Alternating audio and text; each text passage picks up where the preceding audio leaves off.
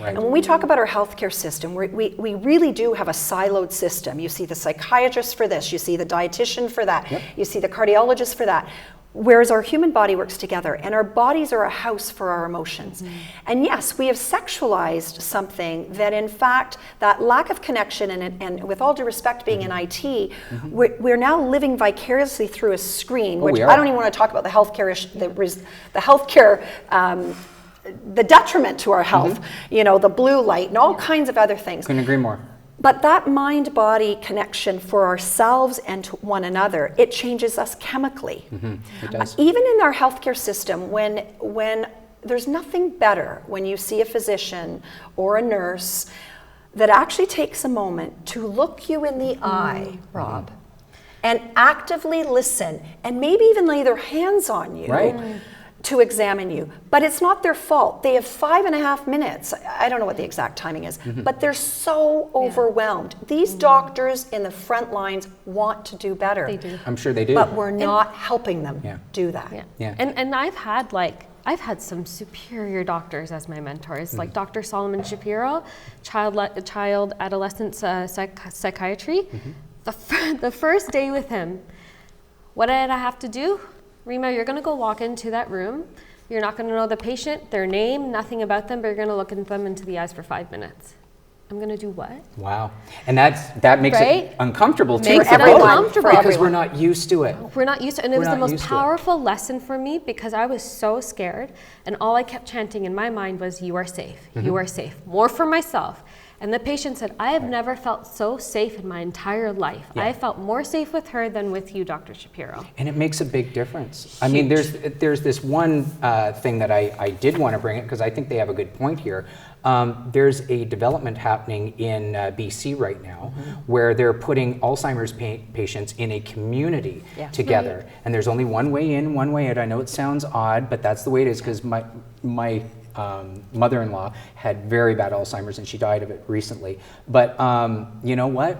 It would have been way better, I think, to give them that comfort because they get scared. Yes. 1 minute, and sometimes they get very angry. And violent. Especially if it's frontal lobe and things like that. So, I mean, something like, I think they have something here.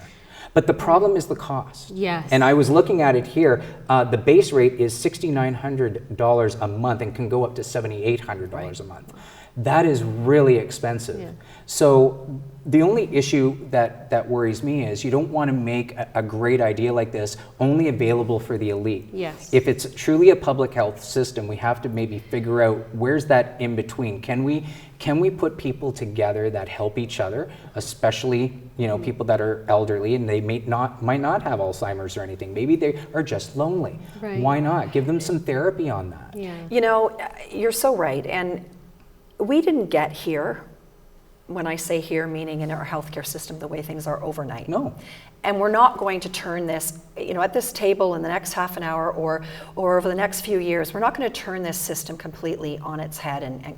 But the small things, and they may seem very simple, the small things like what you're talking about. In Acton, there is a home that they've converted, a group of seniors, a couple of them were widowed, and they were really feeling lonely. Right. And the financial burden of not being able to afford things, the isolation, all of those real things. And they've created this house, and almost like the Golden Girls, it's perfect, where they're living together.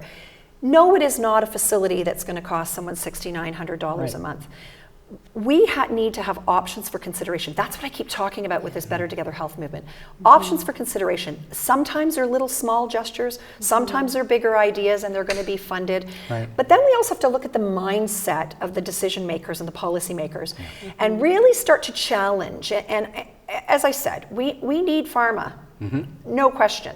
But if pharma truly wants to have an impact on the health of Canadians, what if they started to funnel some of that money for that pill for an ill mentality to things for wellness and prevention? Right. What if, our insurance companies stopped, only looking at they'll pay prescriptions in the last government, and I don't want to pass judgment on what governments are doing. The last government, seniors will get their medication for free and youth. Well, but we know it's never free. Someone's paying for it. Right. Yeah. But what if they funneled some of that money and instead looked at prevention, looked at mindfulness, looked at group therapy sessions, looked at people having an opportunity to see a massage therapist on a regular basis, look at exercise programs, look at nutrition, the things that are going to, even when we're not well, you've talked about your own illness. Did nutrition play a role in your well-being? Oh, yes. Absolutely. Yeah, if I didn't have my nutritionist with my cancer, it would have been a big problem. But we don't value that because it doesn't appear to make money. And we understand that the pharmaceutical company, and this is very controversial, you asked me to come on, I'm going to say it. There's money being spent, and to what end? Sometimes contributing to our illness. Now, I'm not here to say we don't need medication, because absolutely we do. For sure. But when our mindset is it's a pill first, and then a pill to help with the side effect of that pill, and then another pill, and people are not living in their body, but yet we won't say we're going to give you X number of dollars through your extended health plan through work to help keep you healthy and to help bring programs like we do, like you talked about in business, where we come in. It saddens me, although it's what I do, it saddens me that every day we change people's lives in our clinic by simple things because we've forgotten in our system and in our society how to take care, self-care, and take care of the whole person, mental, physical, emotional, spiritual, and financial. And that's where the system has to look at. And and there's a huge cost if they don't. Absolutely. Like it's huge. Sometimes it's a massive outlay. Like, I don't understand where all of them, I'm putting all of them in the same bucket here, come to the conclusion that, you know, we have to just cut services. How about changing the way we do things? I absolutely am convinced that it would help tremendously if they did. You know, you talked about mental health before, and that's a huge area that isn't being looked after.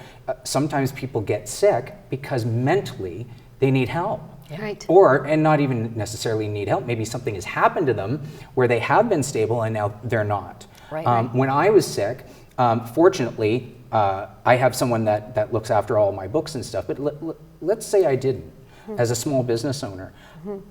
Because I was self-employed, the type of insurance I had would supplement what I was down, but I had to prove what I would normally do month over month to the penny in order to be reimbursed.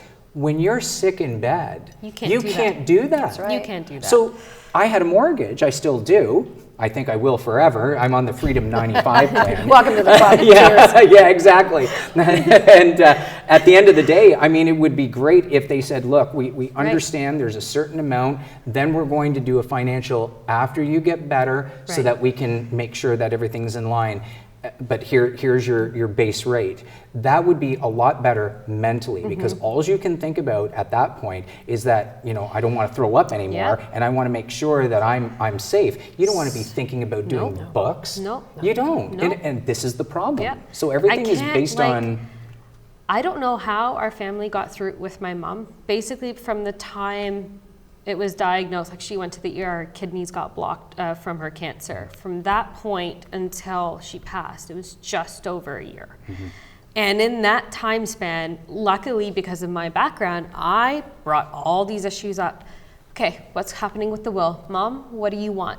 Do you want us to do CPR? Do you not want us to do, like, people don't have this information, they don't talk about it. And the whole time I'm going through this whole process with my mom, the only thing I could think about was, I have all this medical information, and I'm my mom's daughter, and I'm here advocating. The patients that don't, my God, what's happening to them?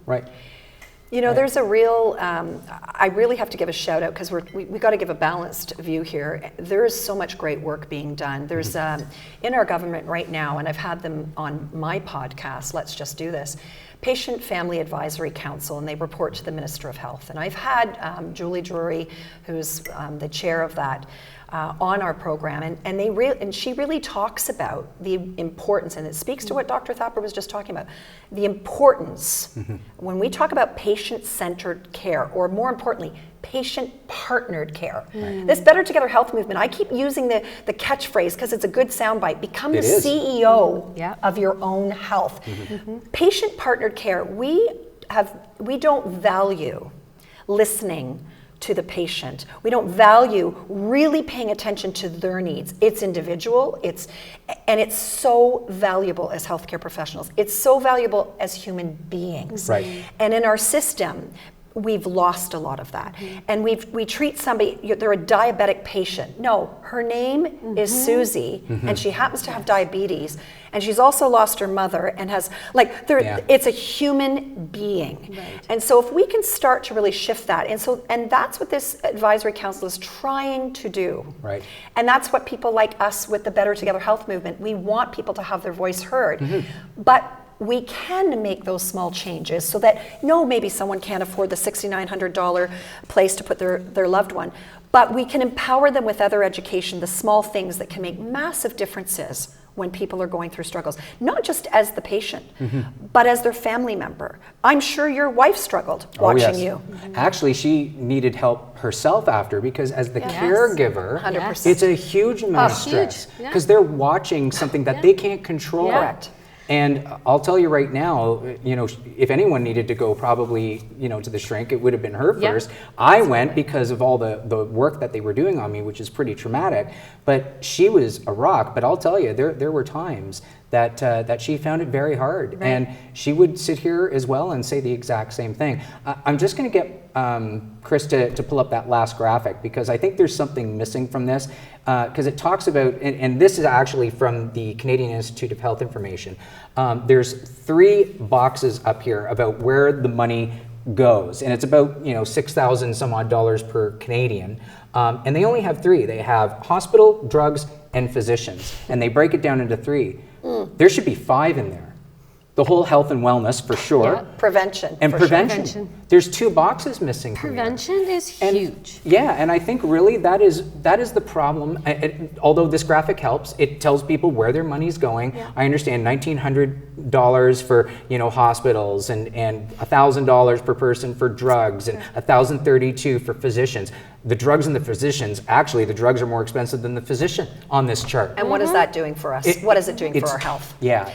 It's not helping. Burning out the doctors. Right, exactly. And the rates of suicide and mental health issues amongst our doctors is dramatically on the rise, and you wonder why. Yeah. And when we look at, there's a Harvard study that was done when we looked at a workplace wellness program that we piloted with doctors and nurses at the William Milsler Health System, because we wanted to pilot this with healthcare professionals. And for every dollar spent in wellness and prevention, and you save, there's a $5 to $6 return on investment from productivity, from lack of absenteeism. So this trickles down. So healthcare trickles down into our culture, into the economics of our country, and most importantly, the quality of living here in Canada. And that's what I am so determined. I want people to feel less.